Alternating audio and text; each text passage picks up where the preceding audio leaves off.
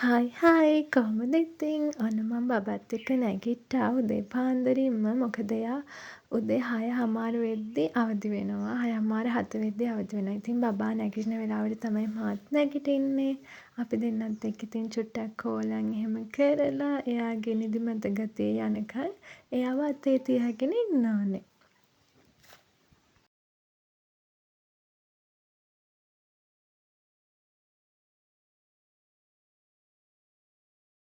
දැන් මගේ බබාට පුටු උඩට එහෙමත් තනියම නගින්න පුළුවන්. ඒක නිසා නිතරම එයාගේ ළඟින්ම ඉන්න ඕනේ. නැත්තම් එයා වැටෙන්න බලනවා.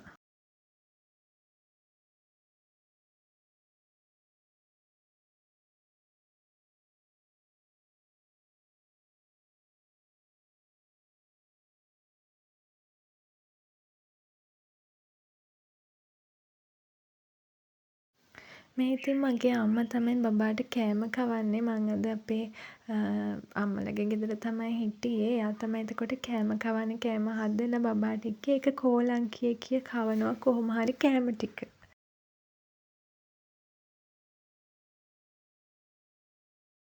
කෑම කෑවට පස්සේ ඉතින් බබාව නාවලා එයා ඉතින් ටිකක් සෙල්ලම් කරනවා. 12ට 12:00 වගේ තමයි ආයේ නැප් ටයිම් එකක් ගන්න එයා. එතකන් ඉතින් එයත් එක්ක සෙල්ලම් කරන්න ඕනේ.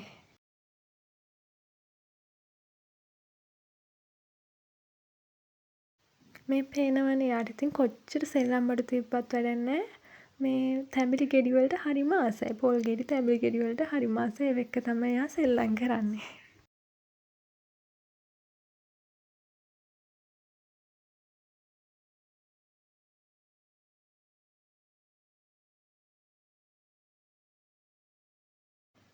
දඟ කරනවා ඉතින් ඉවරයක් නෑ. එයත් එක්ක සෙල්ලම් කර කර මගේ දවසත් ගෙවෙනවා.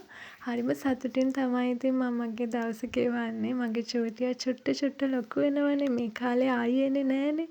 මං ඉතින් හරිම ආසාවෙන් එයාගේ හුරතල් බලන්න තමයි නිතරම කැමති.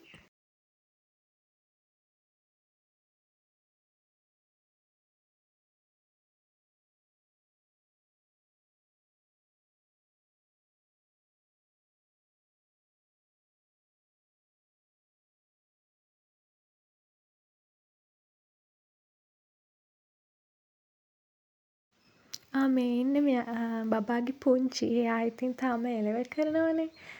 එයා ඉන්න කාමරේට ගිහිල්ලා නිතරම එයා කරන්නේ කරදර කරන එක. දැන් ඔය ලැප් එකේ චාර්ජර් එක අරගෙන ඒකත් එක්ක සෙල්ලම් කරනවා. ඉතින් එයාට අවධානය ගන්න කියලා තමයි නිතරම එයා කියන්නේ.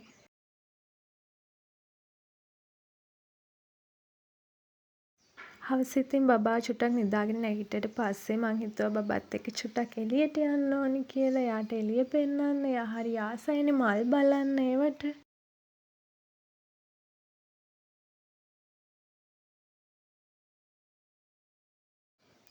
එළියේ ඉතින් එයා මල් බලනවා, මාළු බලනවා හරි ආසාවෙන් තමයි එළියේ ඉන්නේ. බිම බැහැලා ඇවිදිනවා. ඉතින් එතකොට එයාගේ කකුල් එහෙම තුවාල වෙන නිසා මං ඉතින් නිතරම වඩාගෙන තමයි එළියේ යන්නේ. එයා හරි ආසයි ඉතින් එළියේ ඉන්න. ඔන්න ඔහොම තමයි ඉතින් මගේ හවස් වරුව ගෙවුනේ. මේ දවස මෙහෙමයි මම බබත් එක්ක ගත කරේ. මගේ හස්බන්ඩ්ුත් ආවා හවස. අපි ඉතින් හෙට අපේ ගෙදර යන්න තමයි හිතාගෙන ඉන්නේ. ඒ වීඩියෝත් අරගෙන එන්නම්. එහෙනම් අදට ඉතින් ගිහින් එන්නම්. ඔයාලා සතුටින් පරිස්සමෙන් ඉන්න. නැවතත් හමු වෙමු. බුදු සරණයි.